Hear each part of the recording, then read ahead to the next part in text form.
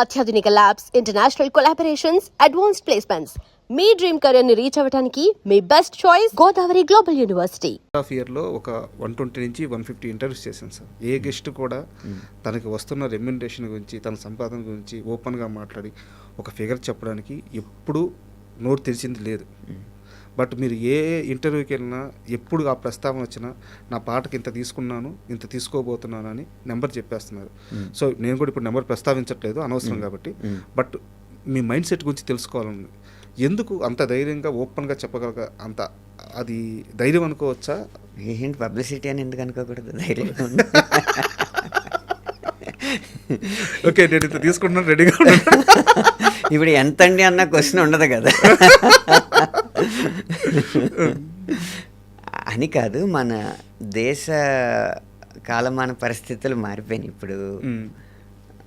ఇదివరకులాగా మేము ఇండస్ట్రీకి రాకముందు ఎలా ఉండేదంటే, ఒక మోతుబరి దగ్గర నిర్మాత అప్పు తెచ్చి వడ్డీ కడుతూ సినిమాకి పెట్టుబడి పెట్టి, తర్వాత సినిమా వసూళ్ళు వచ్చిన తర్వాత ఆయనకు ఆ అప్పు తీర్చేయడం, ఇలా జరిగేది. అంత పెద్ద అమౌంట్లు అప్పట్లో డబ్బులు అంటే కరెన్సీ నోట్లలోనే జరిగేవి. ఇంత ఇప్పుడున్నంత వ్యవస్థ లేదు, డిజిటల్ వ్యవస్థ లేదు కాబట్టి. ఇప్పుడు ఏమైందంటే ఓటీటీ మార్కెట్లు, శాటిలైట్ మార్కెట్లు ఇవన్నీ వచ్చిన తర్వాత ప్రతిదీ పారదర్శకంగానే జరగాలి. అంటే మా సినిమా ఇంత ఖర్చు పెడుతున్నాము, ఇంత క్వాలిటీ ఉంటుంది అని ఆ ప్లాట్ఫామ్స్కి చెప్పాలంటే ఎంత ఖర్చు పెట్టామో చూపెట్టాలి కదా. తప్పదు. అది డబ్బులు ద్వారా ఇస్తే నిరూపణ ఉండదు కదా, రుజువులు ఏమి ఉండవు కదా. అందుకని అన్నీ వైటే జరుగుతున్నాయి అన్నమాట. దానివల్ల ఇప్పుడు మనం చెప్పకపోయినా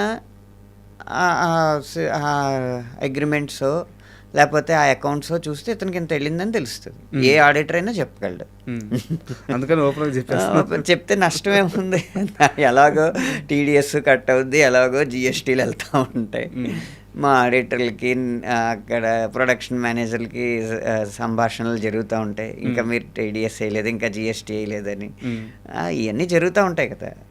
అయితే ఒక చిన్న ప్రశ్న సార్, ఆర్థికపరమైన ప్రశ్నే. ఒకరోజు చెన్నైకి వెళ్ళారు, ఇది మీరు ఇంటర్వ్యూలో చెప్పిందే. ఒకరోజు చెన్నైకి వెళ్ళారు, పాట రాయడానికి హోటల్లో ఉన్నారు. సో నిర్మాతల నుంచి పేమెంట్ సరిగ్గా జరగకపోవడం వల్ల ఒక 2 రోజులు అక్కడే ఉండిపోవాల్సి వచ్చింది హోటల్లో. తర్వాత ఏదో బస్సు ఎక్కి బతుకు జీవుడా అని చెప్పి హైదరాబాద్కి వచ్చారు.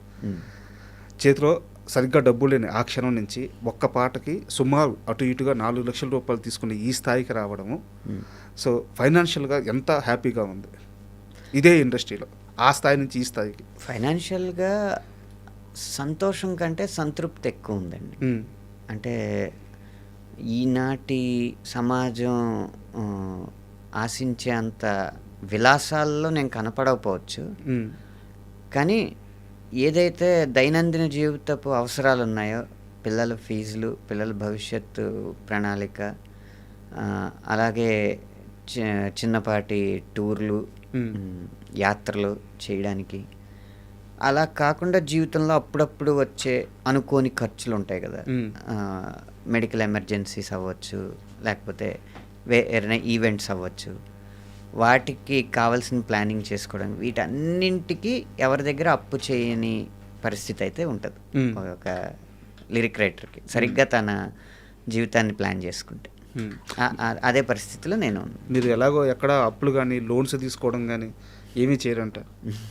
ఎందుకండి, వాటి కోసం మనం ఇష్టం లేకపోయినా కూడా పని చేయాలి కదా. ఒక వ్యక్తి దగ్గర నీ పనితీరు నాకు నచ్చలేదు, ఏమనుకోకు, వెళ్ళి వస్తాను అని చెప్పగలిగే పొజిషన్ ఉండాలంటే కమిట్మెంట్లు ఉండకూడదు. మనకు కమిట్మెంట్. ఇందాక అన్నారు కదా ఏదో కడుపు నిండిన బేరం అని, అది కడుపు నిండిన బేరం కాదు, చాలా ప్రణాళికాబద్ధంగా ఆర్థిక విధానం ఉండడం వల్ల. సార్ ఈ విషయంలో నిజంగా మీరు చాలా ఇన్స్పిరేషన్స్. అంటే ఈ ఇంటర్వ్యూలో తెలియలేదు నాకు, నేను కొన్ని సంవత్సరాల ముందే మీరు చెప్పిన మాట్లాడినాను, బట్ ప్రయత్నిద్దామని అనుకున్నాను కానీ నా వల్ల కాలేదు. కానీ నిజంగా అది మంచి మార్గం.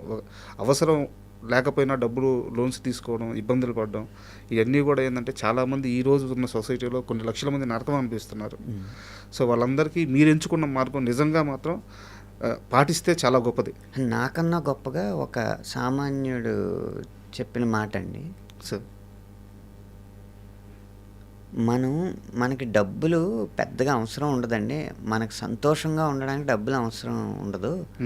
మనం సంతోషంగా ఉన్నామని అవతలకి చూపించడానికి డబ్బులు అవసరం. Correct sir. ఇప్పుడు నా నుంచి నేను ఏ ఆడిలోనో దిగుతానని మీరు అంచనా వేసారనుకోండి, నేను ఇప్పుడు ఎక్కువ స్పోర్ట్లో దిగాను అనుకోండి, మీరు అనుకోవచ్చు ఏంటి ఆడిలో వస్తాడు అనుకున్నాను. ఆ ఆడి కాకుండా ఆడి డబ్బులు నేను దేనికి ఉపయోగించినా మీకు తెలియపోవచ్చు. కరెక్ట్. కానీ మీరు అనుకుంటారు అని చెప్పి గనక నేను ఆడి కొంటే మీరు అనుకునే 5 నిమిషాల కోసం నేను 5 దశాబ్దాల జీవితాన్ని పక్కదారి పట్టించినట్టు. అదొక్కటి మానసికంగా ఆ నియంత్రణ ఉండాలి సార్. అయితే పాట రాయడానికి ముందే రెమ్యునరేషన్ తీసుకునే అనంత శ్రీరాము ఏ రోజైనా వివిధ కారణాల వల్ల, వేరు కారణాలు ఉంటాయి ఇండస్ట్రీ అంటే, ఆ డబ్బుల్ని వెనక్కి ఇచ్చేసిన సందర్భం ఉందా? లేదు. లేదు. నేను కష్టపడ్డాను కదా. ఇప్పుడు ఒక 10 వర్షన్లు రాశాను. రాసిన తర్వాత 11వ వర్షన్ ఏం కావాలని అడుగుతాను. ఏం కావాలో చెప్పకుండా స్విచ్ ఆఫ్ చేసారనుకోండి, అది నా తప్పు అవ్వదు కదా. నేను రాయను అంటే అప్పుడు వెనక్కి. సో ఇప్పుడు దాకా జరగలేదు. నేను రాసింది నచ్చే అందరూ పని చేయించుకుంటున్నారు. సార్ అయితే last few more questions sir. మీరు ఒక ఇంటర్వ్యూలో మాట్లాడుతూ సీతారామ శాస్త్రి గారు, వేటూరి గారు, చంద్రబోస్ గారి గురించి చెప్పారు. బట్ వీరిద్దరిలో కూడా మీకు సీతారామ శాస్త్రి గారు అంటేనే బాగా ఇష్టం అని చెప్పారు. అంటే నేను ఇద్దరు కంపారిజనే, అసలు వాళ్ళిద్దరు ఉద్దండులు, మీరు అన్నట్టు పట్టుకొమ్మలు. బట్ ఎందుకు సీతారామ శాస్త్రి గారే ఎక్కువ ఇష్టం వేటూరి గారి కంటే తెలుసుకోవాలనిపిస్తుంది? అంటే థాట్ ప్రాసెస్ అనేది ఆయన చాలా గట్టిగా పట్టుకుంటారండి. ఈ పాట ఈ లక్షణాలతో ఉండాలి, ఈ విషయాలు చెప్పాలి, మొత్తం పాటలో ఫిలాసఫీ ఇక్కడ మొదలై ఇక్కడ ఎండ్ అవ్వాలి అనేది ఉంటుంది కదా. అది సీతారామ శాస్త్రి గారు ఆ ట్యూన్ సహకరించకపోయినా కూడా కష్టపడి పట్టుకుంటారు. అది చాలా కష్టమైన ప్రక్రియ అన్నమాట. మేము కూడా పూర్తిగా చేయలేము. ఏదైనా చేయాల్సి వచ్చినప్పుడు ఆయన పాటల్ని స్ఫూర్తిగా తీసుకుంటాం. వింటారా సార్ ఎప్పుడన్నా అవసరం అయితే? వింటానండి. వింటారు. ఎవరెవరి పాటలు వింటారు ఎక్కువగా?